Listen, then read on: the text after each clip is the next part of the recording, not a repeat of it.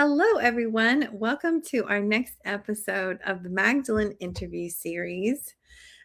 These conversations have been so rich for me. I am learning so much from every conversation, and I'm sure today is going to be no different. I have with me a very special friend, Dr. Neesa Ginger Mills, and Neesa and I had together. Gosh, has that been? That was 2 years ago, huh? Like a year and a half ago. It was, Mouth December the a book? year ago. So we Yeah, started our a project year 2 ago. years ago. We did a Mount Shasta book collaboration project together. And, that's like we were married for a year, basically. And had an amazing experience with that. But she's also got a relationship with the Magdalene. So, of course, as you know, I've created this series in part because I'm leading a pilgrimage to the south of France in September. And so I wanted to bring people into my own learning and expanding and discovery as I go, through the different, I feel like kind of initiations preparing me to go to France. And if you feel called to come with us to France, please reach out to me and we'd love to have a conversation with you. So today I've got Dr. Neesa with me. Neesa, will you introduce yourself and tell us a little bit about like who you are and what you do? Sure. Yeah. My name is Dr. Neesa Mills, and I am the founder of the Feminine Freedom Codes. And this Magdalene conversation really helps me weed back to how all of that got started in my life. So, the Feminine Freedom Codes is ultimately a system that grew out of 6 paintings that I created over a number of years. One of them is on the wall behind me there. And these are geometry codes, and each face of it represents a face of the awakening feminine as it's come through me. That particular one there is about the waters, water being a feminine aspect of who we are on the planet as bodies, as humans, and finding our way back more deeply to recognizing the waters as a source of how consciousness moves through our bodies, and finding again a deeper relationship and respect, not only with those waters inside of ourselves, but with the earth waters and the waters that fall from the sky, and so on. So that's me in essence. I'm currently living in a town called Brevard, North Carolina, having relocated from magical Mount Shasta just over a year ago. And, just finding my way here, opening a new practice and working with people online. That's so great. And I have a scarf of Nisa's that is an altar like prayer scarf that has that water symbol on it. I've been working with that now for over a year as well, about a year and a half. And I love your work, and I love the way that you have brought something to the feminine that it feels very unique and needed, because so many times people talk about faces of the feminine and we get archetypes like Mary Magdalene and stuff. And your work invites us to go kind of into a different area of our brains and of our like intuitive senses to feel into that. So I've loved having that scarf. It's like I didn't know there was a such thing as a magical scarf, and now I have one. Yeah, well, I didn't know either. It just all just started streaming through me, and here we are. Well, you described to me that your relationship with Magdalene was like a slow burn over nearly 30 years. So I would love to hear a bit about your journey, or maybe even taking us back to the very beginning and what opened that doorway for you. Yeah, okay. Well, I'll first say that I was brought up in a Catholic family, like very rigorous as a child, and God was defined as a guy, this masculine figure in the sky somewhere. And I'm like, okay. So Fast forward, when I was in my 30s, I found myself kind of stumbling into a mystery school training, going into shamanic studies. And there I started to discover that there was this whole other face of divinity, which is the feminine face of divinity. And it just changed my whole trajectory starting on that path. And right about the same time, I was pregnant with my second child. Her name is Sasha. And somebody handed me a book at that time called I Remember Union. And it was a channeled book about Mary Magdalene and depicting her as this mystic, as this feminine face of Christ, as this healer and this highly evolved being. And it touched my heart so deeply that as I was reading this book, she in this channeled work, the interpretation was that she was also midwifing. And so there was this part in the book where it was midwifing, this child to come into being.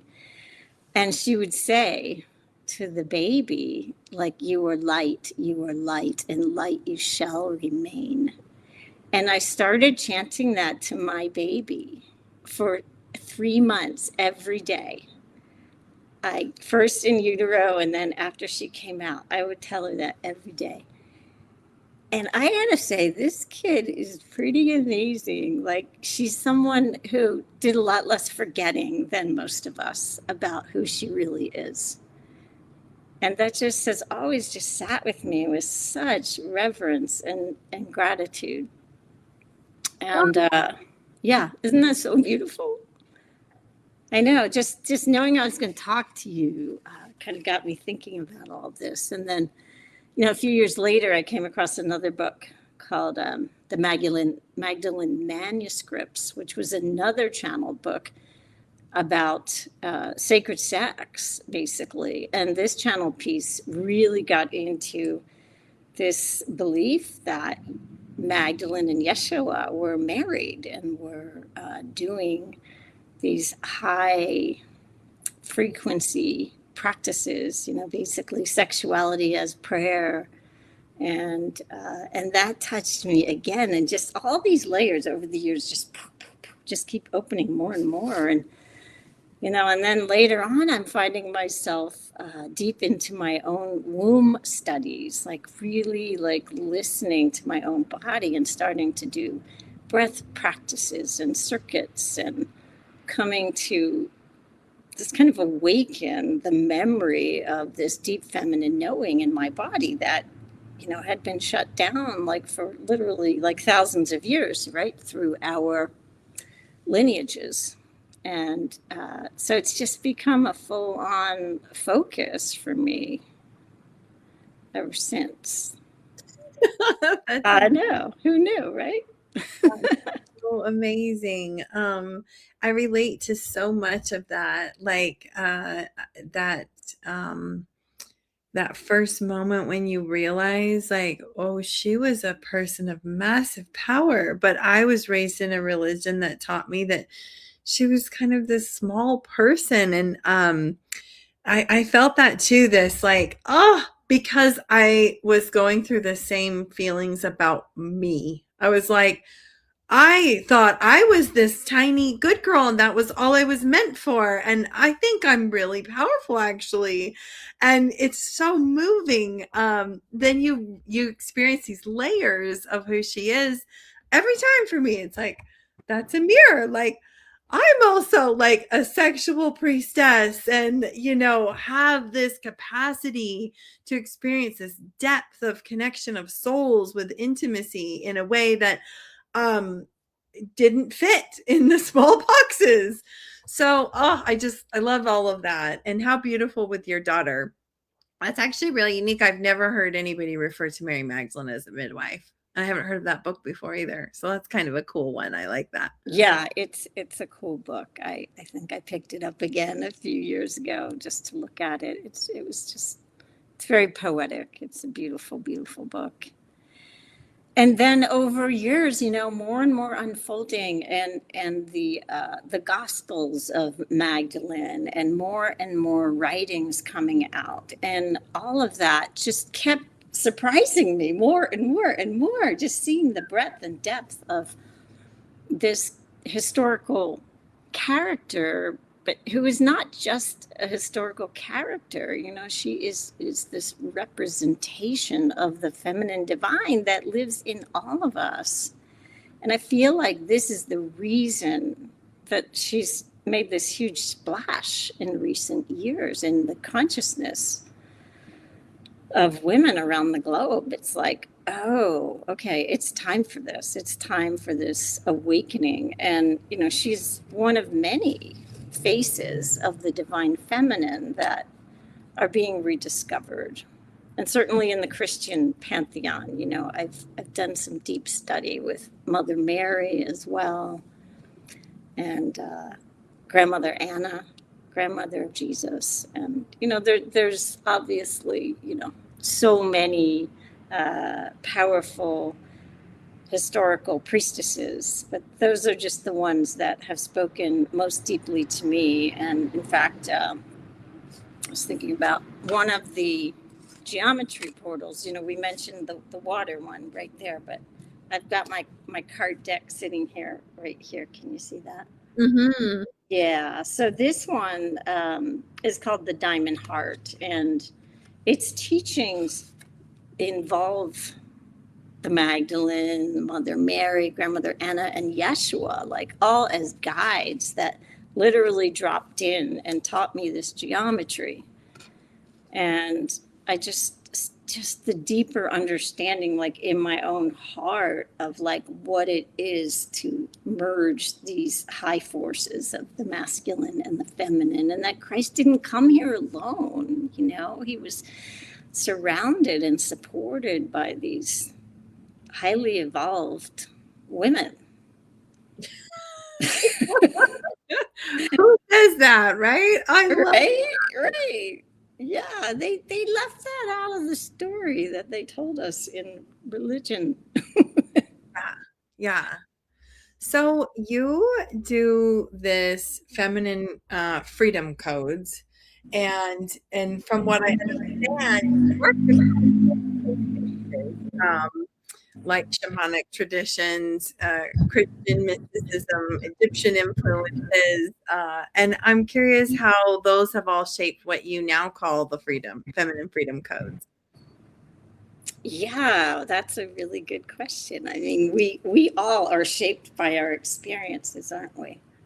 And the way I approach all of this is, obviously I can tell my own stories to people, but ultimately I'm just interested in helping women and men, honestly, to awaken to the truth of the feminine.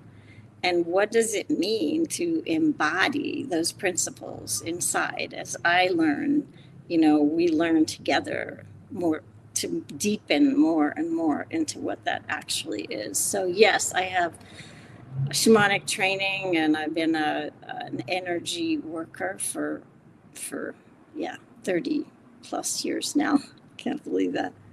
And so all the teachings that were given to me by so many wonderful teachers over the years have influenced and informed how I work with others. But ultimately, I'm an advocate that each one of us has our own path and journey here. And it is not for me to tell you what is right or wrong or what lens to see things through. But we talk about historical beings like Magdalene, as ascended master beings, and how it's not about them doing anything, right? It's about us, and activating these spaces of consciousness within our own selves. and how we do that is highly individual.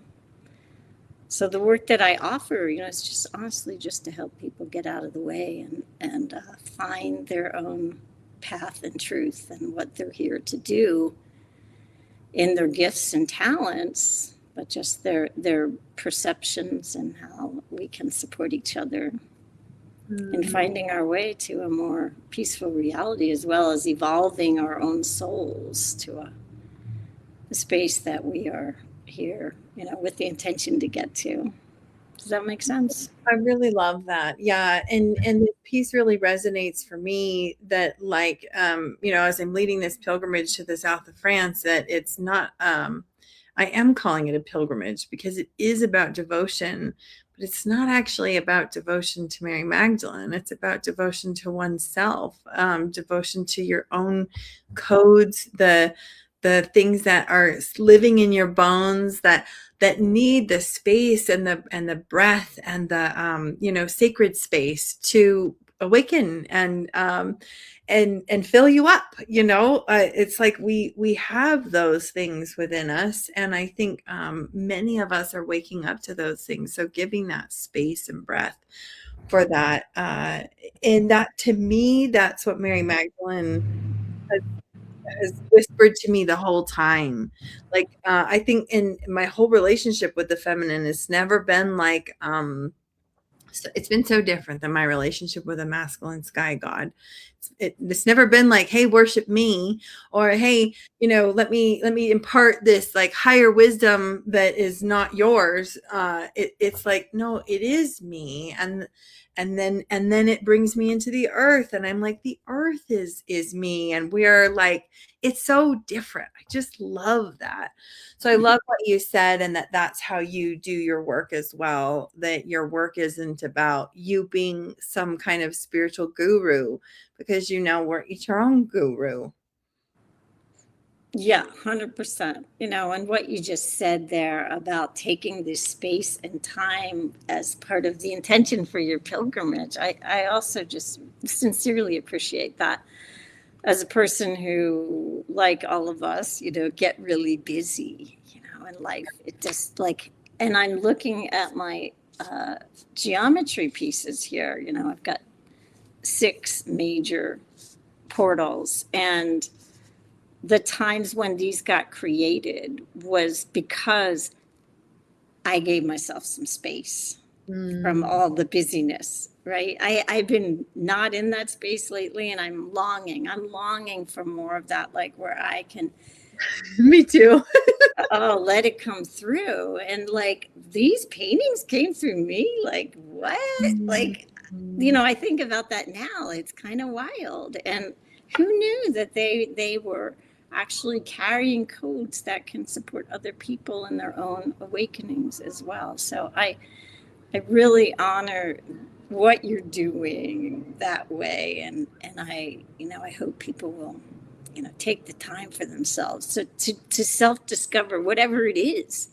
I mean, for me it's painting, but for someone else it might be something completely different, but still something that is an awakening space inside themselves, right? Yeah, I love that. I love that. And I think too, this concept of so many of us walking around today carrying lots of tools in our tool bag, our spiritual tool bag, that come from a lot of places. Some of the tools that I carry come from my ancestry, which I had to discover in a similar way to the tools that I've learned from other people's traditions and lineages and things. And I recognize that in Mary Magdalene as well. We don't actually know what her ethnicity was, but we do know that she carried spiritual traditions from a lot of different backgrounds. And that's a way that I think that we relate with Mary Magdalene. And so, and everything you just described, your work is that. So I'm curious, this has been important to me, as these Magdalene conversations had felt very narrow for me. And that's why I created this interview series, is to widen the conversation. With you drawing from a range of spiritual influences, I'm curious what practices or modalities you currently use in your work and where you understand them to come from.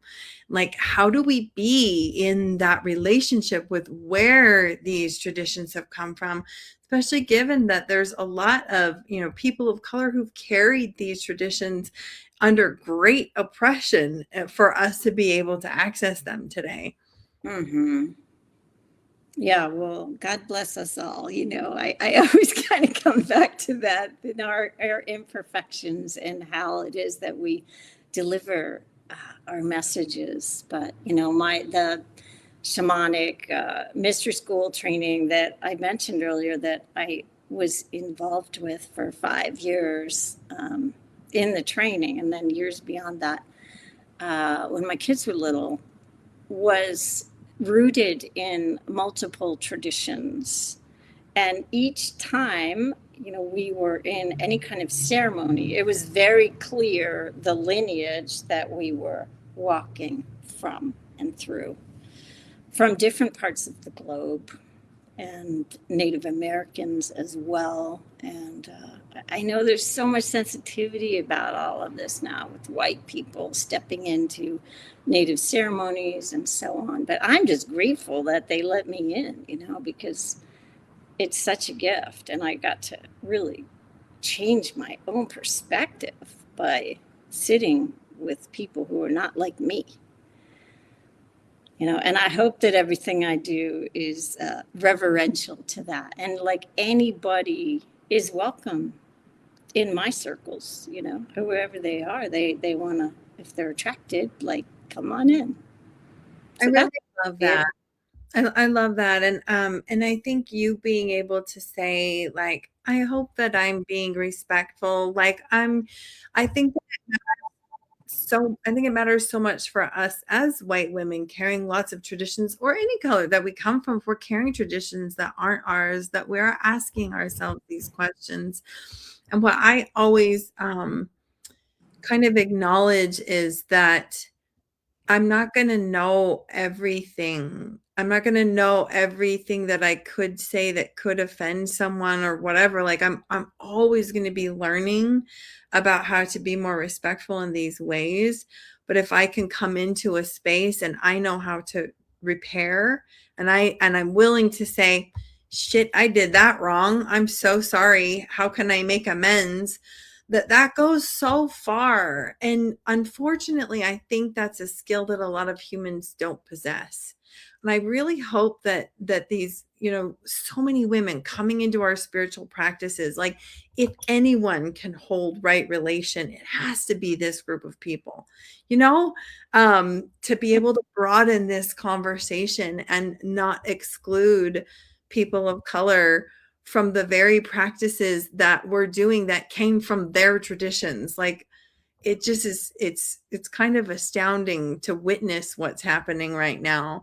And so I really appreciated where you were like, I'm looking, I'm hoping, I'm aware. And I know you're that type of person to say, like, I'm aware that I don't know everything and I might get it wrong, and I would be the first person to try and make it right if I did. Absolutely.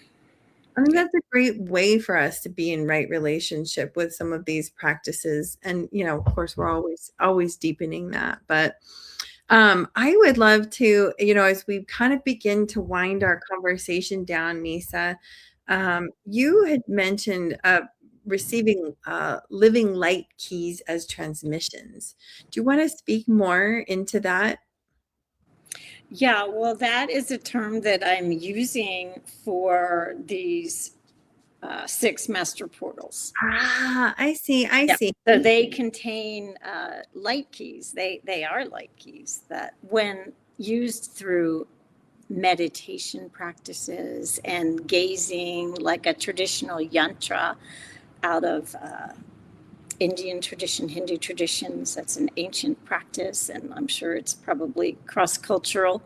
And I didn't even know about it. I just started channeling these images, and next thing I know, I've got this whole series, and they all make sense to me now.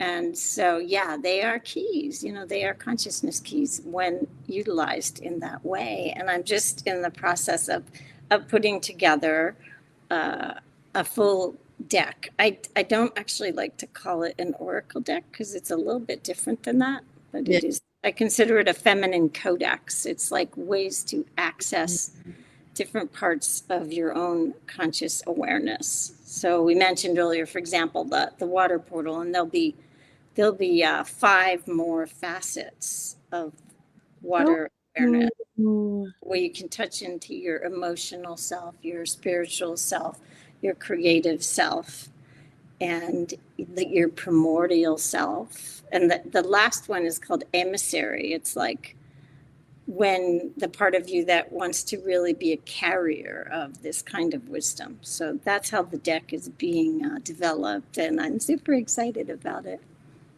How can people lean in and get closer to and learn more about how to work with you? Yeah, can we just drop the website link? Off the website. Yeah. What's your favorite way to work with people though? Like, are you doing this in groups? Do you have something ongoing? Are you one-on-one? Yeah,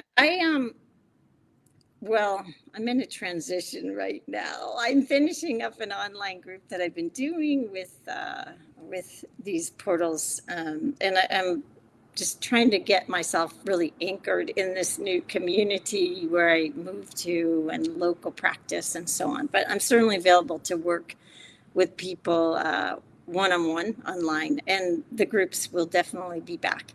But if individuals want to just learn more about this feminine codex, I on my website you can go and it's fun, and you can pick a card and it will tell you more about it. So that's Oh, so a fun. good way in. Yeah. That's awesome.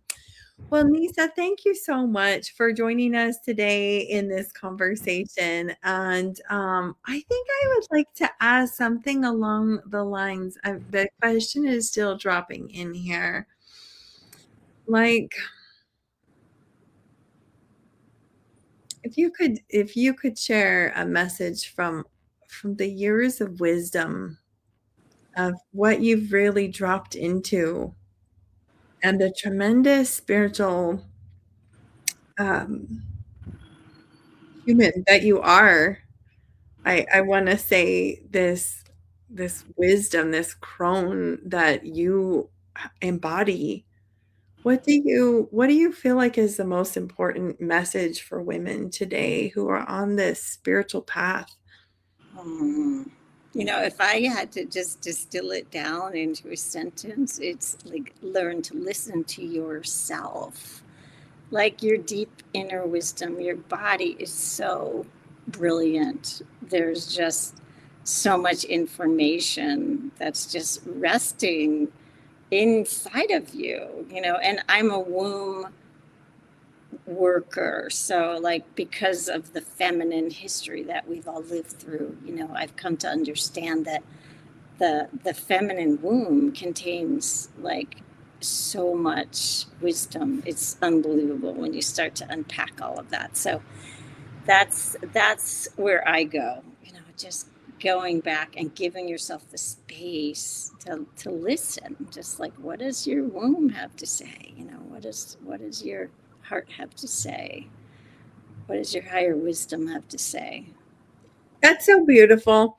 And I feel like you've played a mother role in my life, Neesa, and I just have all this emotion like about getting the opportunity to do such a big birthing process with you in the Mount Shasta book that we did together and everything, and just the tremendous human that you are. I just want to say thank you for being in the world and the ways that you influenced me. And it's so profound to hear someone in your stage in life to just say, the most profound thing I can say is learn to listen to yourself. Thank you. Thank you on behalf of all of the daughters across all of the world who wish their mothers would just say that thing. I know. I love it. Yeah. Well, I appreciate you too, Melissa. I appreciate this conversation, and oh my gosh, you sure helped me birth that book too. I'm like, whoo, the birthing pains were pretty intense at times. Remember, I wanted to quit. I was like, I'm not having this baby. We're done. And we did it. So yeah, if you're listening still, go check out Call of the Mystical Mountain. It's a collaboration book with all kinds, everything in that book, range from Bigfoot to inner city in the mountain to Pleiadians to, healing trauma. I mean, that was such a cool project. Well, thanks again, Neesa, for sharing your story and your time with us today. And thanks to those of you who watched, and keep your eye out for our next episode of the Magdalene Interview Series. We'll see you next time.